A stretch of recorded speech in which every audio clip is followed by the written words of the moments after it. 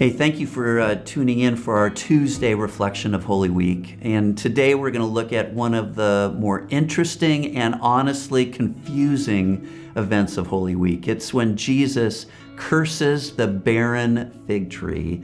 And I'm pretty sure I've never given a sermon on this event, and chances are you've never heard one. But it's recorded in both the Gospels of Matthew and Mark, and there's slight differences in their accounts. Did the fig tree wither immediately, or did it take a day? Did this happen before or after the cleansing of the temple? But they're just slight differences. So here's how the account goes. Jesus and his disciples have spent the night in the town of Bethany, which is located about 2 miles from Jerusalem. In the morning, they're walking back into Jerusalem, and Jesus is hungry.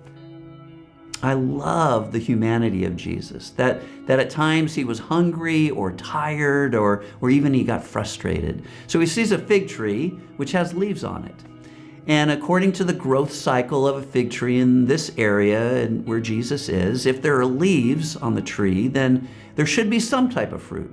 Probably not mature figs, but at least the beginning buds of fruit. But Jesus looks and there's no fruit on this tree at all. So Jesus curses the tree. In essence, Jesus says no one will ever eat figs from this tree, and then either immediately or over the course of the next day, the tree withers from the roots up. It's the only miracle Jesus does of deconstruction. All the other miracles he does brings life or growth. So why did Jesus do this? I think there's 2 truths that we can learn from this. First, in the Old Testament, the fig tree was used to symbolize the nation of Israel, especially the religious leaders.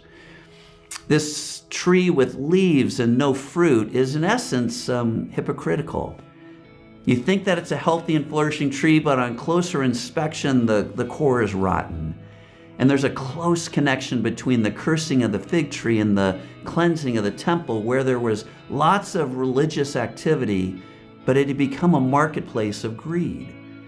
So a natural question for us to ask is this: what is the condition of my core root system, of my soul? And is my life really producing the type of fruit that it should be?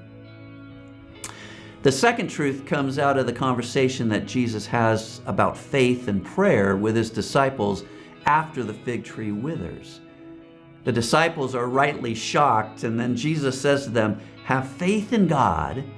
And then he says that you can move a mountain by a faith-filled prayer. Mountains in the Bible symbolize those large and overwhelming obstacles which we all face. Jesus doesn't call us to have faith in faith or even faith in prayer. We're to have faith in God, meaning that we are to constantly be trusting God and living in an attitude of dependence upon him. With faith in God at the core of who we are, then we can move against those obstacles to growth which we face. And honestly, one of the biggest obstacles we face is the everyday normal sin that we all deal with. And all of Holy Week is a movement towards the cross on Friday and the empty tomb on Sunday. Through the death and resurrection of Jesus, we can experience forgiveness and new life as we trust him. So sometime today, take an inventory of the condition of your core, of your soul, and what type of fruit are you producing? And then pray a faith-filled prayer to God for help for you to move those obstacles so that you can live a life where you experience the blessings of Jesus and the good fruit that comes with it.